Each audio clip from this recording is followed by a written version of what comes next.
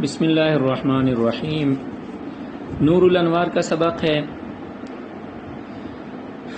عبارت ملاحظہ فرمائیں۔ وَهُوَ إِمَّا أَن يَكُونَ كَامِلًا كَالْمُتَوَاتِرِ وَهُوَ الْخَبَرُ الَّذِي رَوَاهُ قَوْمٌ لَا يُحْصَى عَدَدُهُمْ وَلَا يُتَوَهَّمُ تَوَاطُؤُهُمْ عَلَى الْكِذْبِ لِكَثْرَتِهِمْ وَتَبَايُنِ أَمَاكِنِهِمْ وَعَدَالَتِهِمْ وَلَمْ يُشْتَرَطْ فِيهِ تَعْيِينُ عَدَدٍ كما قيل إنها 7 وقيل 40 وقيل 70 بل كل ما يحصل به العلم الضروري فهو من إمارة التواتر ويدوم هذا الحد فيكون آخره كأوله وأوله كآخره وأوسطه كطرفيه، يعني يستوي فيه جميع الأزمنة من أول ما نشأ ذلك الخبر إلى آخر ما بلغ إلى هذا الناقل فالأول هو زمان ظهور الخبر والآخر هو زمان كل ناقل يتصوره آخرا فلو لم يكن في الأول كذلك كان آحاد الأصل فسمي مشهورا إن انتشر في الأوسط والآخر ولو لم يكن في الأوسط والآخر كذلك كان منقطعا۔ اچھا جی، عبارت کا ترجمہ ملاحظہ فرمائیں۔ وَهُوَ إِمَّا اور یہ اتصال یا ہوگا، أَن يَكُونَ كَامِلًا یہ کہ کامل ہوگا، کل متواتری جیسا کہ خبر متواتر ہے۔ خبر متواتر کیا ہے؟ وَهُوَ الْخَبَرُ الَّذِي یہ وہ خبر ہے رواہ قوم کہ اس کو اتنے لوگوں نے روایت کیا ہوگا لا يحصى عددهم کہ ان کے عدد کا شمار نہیں کیا جا سکتا، ولا يتوہم اور نہ ہی وہم کیا جا سکتا ہے تواطؤهم على الكذب ان کا کذب پر اکٹھا ہونا، لکثرتهم ان کی کثرت کی وجہ سے، وتباین اماکنہم اور ان کے رہائش گاہوں کے ایک دوسرے سے دور اور الگ ہونے کی وجہ سے، ان کے ملکوں کا ایک دوسرے سے دور اور الگ ہونے کی وجہ سے، وعدالتہم اور ان کے عادل ہونے کی وجہ سے، ولم یشترط فیہ تعیین عدد اور اس میں عدد کی تعیین شرط قرار نہیں دی گئی، کما قیل جیسے کہ کہا گیا ہے انہا 7 کہ یہ 7 کا عدد ہوگا، وقیلا اور کہا گیا ہے 40 40 لوگ ہوں گے، وقیلا اور کہا گیا 70 لوگ ہوں گے، بل کل ما یحصل به العلم الضروری بلکہ ہر وہ تعداد جس کے ذریعے سے علم ضروری حاصل ہو جائے، فہو من امارت التواتر یہ تواتر کی نشانی ہے، تواتر کی علامات میں سے ہے۔ اچھا جی، ہم پڑھ رہے تھے خبر کی پہلی تقسیم، اور خبر کی پہلی تقسیم کس اعتبار سے تھی؟ تو خبر کی پہلی تقسیم کیفیت اتصال کے اعتبار سے تھی، اور کیفیت اتصال کے بارے میں نے آپ سے عرض کی تھی۔ کیفیت اتصال کا مطلب ہے کہ یہ جو روایت نبی صلی اللہ علیہ وسلم سے ہم تک پہنچی ہے، یہ تواتر کے طریق سے اس اتصال کی، اس پہنچنے کی کیفیت کیا ہے؟ آیا یہ روایت تواتر کے طریق سے پہنچی ہے، یا شہرت کے طریق سے پہنچی ہے، یا احادیت کے طریق سے پہنچی ہے؟ کس طریق سے یہ روایت ہم تک پہنچی ہے، اس کو کیفیت اتصال کہا جاتا ہے، پہلی بات۔ دوسری بات یہ ہے کہ میں نے یہ بات عرض کی تھی کہ کیفیت اتصال کی 3 قسمیں ہیں۔ کتنی قسمیں ہیں بیٹا؟ کیفیت اتصال کی 3 قسمیں اجمالاً میں نے کل آپ کو بتایا بھی تھا پہلے سبق میں۔ کیفیت اتصال کی 3 صورتیں ہیں یا 3 قسمیں ہیں۔ کیفیت اتصال کی پہلی قسم، پہلی صورت یہ ہے کہ جس میں اتصال کامل ہو۔ اتصال کیا ہو بیٹا؟ کامل ہو۔ دوسرے نمبر پر، نمبر 2، دوسری صورت ایسا اتصال کہ جس میں صورتاً شبہ ہو، جس میں صورتاً کیا ہو؟ شبہ ہو۔ صورتاً شبہ ہونے کا کیا مطلب ہے وہ آگے آ رہا ہے، وہاں پر میں اس کی وضاحت کروں گا۔ نمبر 3، اتصال کی تیسری صورت یہ ہے کہ اس میں صورتاً بھی شبہ ہو اور معناً بھی شبہ ہو۔ صورتاً اور معناً شبہ ہونے کا مطلب کیا ہے آگے آ رہا ہے، وہاں پر اس کی وضاحت کریں گے۔ بہرحال میں یہ عرض کر رہا تھا وَهُوَ اِمَّا، یہاں سے اتصال کی پہلی قسم، اتصال کی پہلی صورت کا بیان فرما رہے ہیں۔ اتصال کی کتنی قسم کا بیٹا؟ اتصال کی پہلی صورت، پہلی قسم کا بیان فرما رہے ہیں۔ سمجھ میں آئی بیٹا؟ اتصال کی پہلی صورت میں نے عرض کی تھی یا پہلی قسم کہا جاتا ہے کہ جس میں اتصال کامل ہو۔ اتصال کیا ہو بیٹا؟ کامل ہو۔ اتصال کامل ہونے کا مطلب یہ ہے کہ نبی صلی اللہ علیہ وسلم سے لے کر جس محدث تک، جس آخری ناقل تک یہ روایت پہنچی ہے، ہر زمانے میں اتنے لوگوں نے اس کو روایت کیا ہو کہ ان کا اجتماع علی الکذب کیا ہو بیٹا؟ محال ہو۔ سمجھ میں آ رہی کہ نہیں آ رہی ہے؟ اور اس کو اصول حدیث والوں کے نزدیک خبر متواتر اسی کو کہا جاتا ہے۔ سمجھ میں آئی کہ نہیں آئی؟ تو بہرحال اسی لیے صاحب نور الانوار نے فرمایا، صاحب منار نے فرمایا کہ وَهُوَ إِمَّا أَن يَكُونَ كَامِلًا، یہ اتصال کی پہلی صورت ہے کہ جس میں اتصال کیا ہو بیٹا؟ کامل ہو، جیسا کہ خبر متواتر، جس میں اتصال کامل ہو جیسا کہ خبر متواتر۔ اتصال کامل یا خبر متواتر کی آگے تعریف کیا ہے؟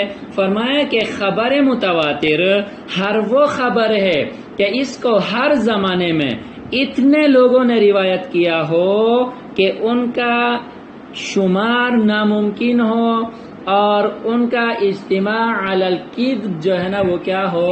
محال ہو۔ سمجھ میں آگئی کہ نہیں ہے؟ شمار ناممکن ہونے کا مطلب یہ نہیں ہے کہ ان کا شمار کرنا جو ہے نا وہ کیا ہوگا؟ محال ہوگا، مستحیل ہوگا، بلکہ بہت زیادہ سے جو ہے نا یہ کنایہ ہے۔ سمجھ میں آگئی کہ نہیں آئی؟ بہت زیادہ سے یہ لفظ کیا ہے؟ کنایہ ہے، یعنی کم از کم اتنی تعداد میں لوگوں نے اس حدیث کو روایت کیا ہو کہ ان کا اجتماع علی الکذب محال ہو۔ آپ ان سارے لوگوں کو نہیں جھٹلا سکتے کہ فلاں بھی جھوٹ بول رہا ہے، فلاں بھی جھوٹ بول رہا ہے، فلاں بھی جھوٹ بول رہا ہے۔ سمجھ میں آ گئی کہ نہیں آئی؟ ایک کے علاوہ باقی سارے چور ڈاکو ہیں، آپ ایسا نہیں کہہ سکتے۔ سمجھ میں آئی کہ نہیں آئی؟ اتنی تعداد میں ہر زمانے میں لوگوں نے اس کو روایت کیا ہوتا ہے کہ ان کا اجتماع علی الکذب کیا ہوتا ہے بیٹا؟ محال ہوتا ہے۔ اجتماع علی الکذب محال ہونے کی وجہ کیا ہے؟ اس کے لیے دلیل اور علت کیا ہے؟ آگے فرمایا لکثرتہم، پہلی وجہ ان کی کثرت ہوتی ہے کہ وہ اتنے زیادہ ہوتے ہیں کہ وہ سارے لوگ جھوٹ نہیں بول سکتے۔ دیکھیں ایک آدمی جھوٹ بول سکتا ہے، دو آدمی جھوٹ بول سکتے ہیں، 3 آدمی، 5 آدمی، 6 آدمی آپس میں مشورہ کر کے جھوٹ بول سکتے ہیں، لیکن یہاں پر روایت کرنے والے اتنے زیادہ ہیں کہ ان کا اجتماع علی الکذب کیا ہے؟ محال ہے۔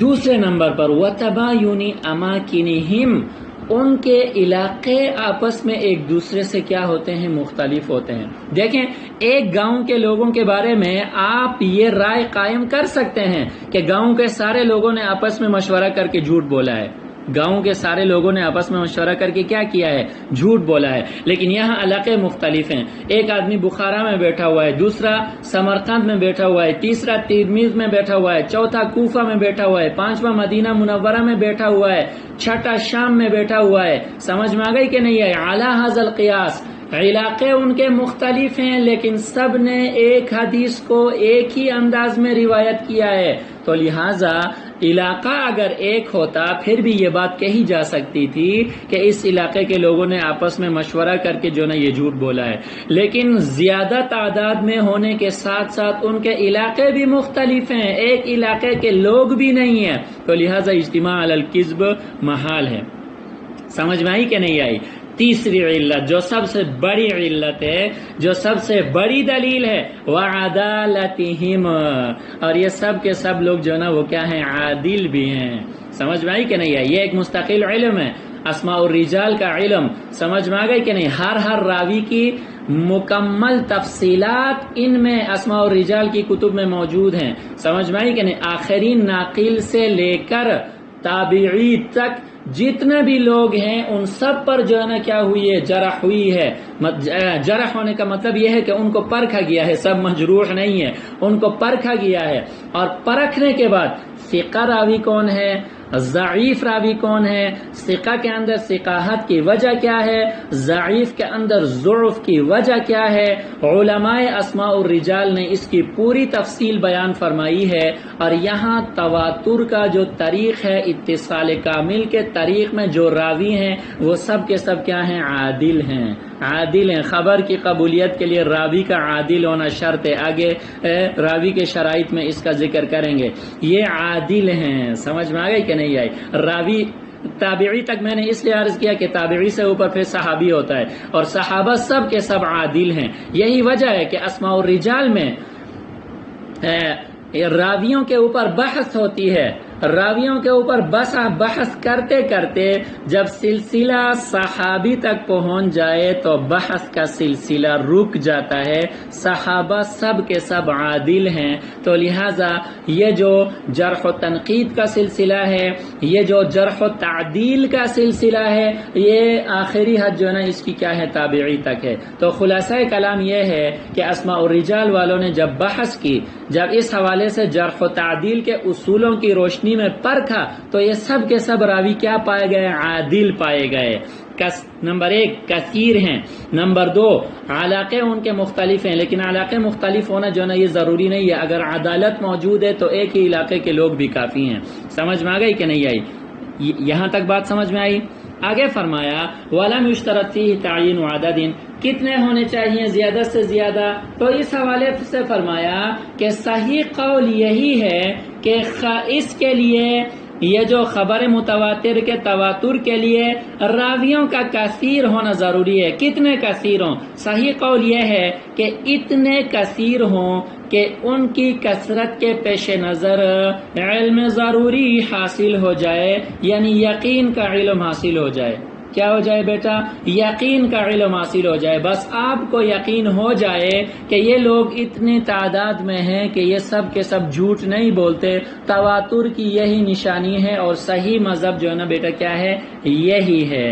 یہاں تک بات سمجھ میں آئی کہ نہیں آئی؟ جمہور کے نزدیک جو ہے خبر متواتر کے لیے جو تعداد ہے اس کی کوئی قید موجود نہیں ہے، بلکہ ہر وہ تعداد، ہر وہ کثرت کہ جس سے آپ کو علم ضروری حاصل ہو جائے، آپ کو یقین ہو جائے کہ اتنے لوگ جھوٹ نہیں بول سکتے، تو یہ تواتر کی کیا ہے؟ نشانی ہے. البتہ بعض حضرات نے تواتر کے لیے تعیین عدد کو شرط قرار دیا ہے. چنانچہ بعض حضرات نے جو ہے نا فرمایا ہے کہ خبر متواتر کو روایت کرنے والے ہر زمانے میں کم از کم 7 ہوں.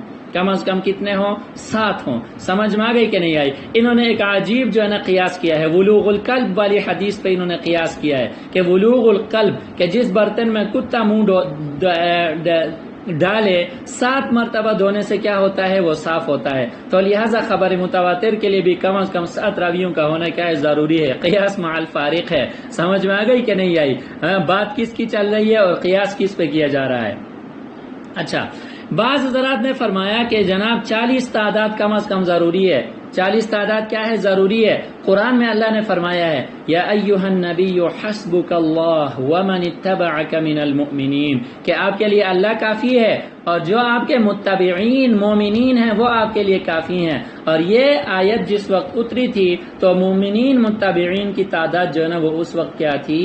40 تھی. سمجھ میں آ گئی کہ نہیں آئی؟ اور بعض حضرات نے فرمایا ہے کہ خبر متواتر کے لیے راویوں کا کم از کم 70 ہونا ضروری ہے. کم از کم کتنا ہونا ضروری ہے بیٹا؟ 70 ہونا ضروری ہے.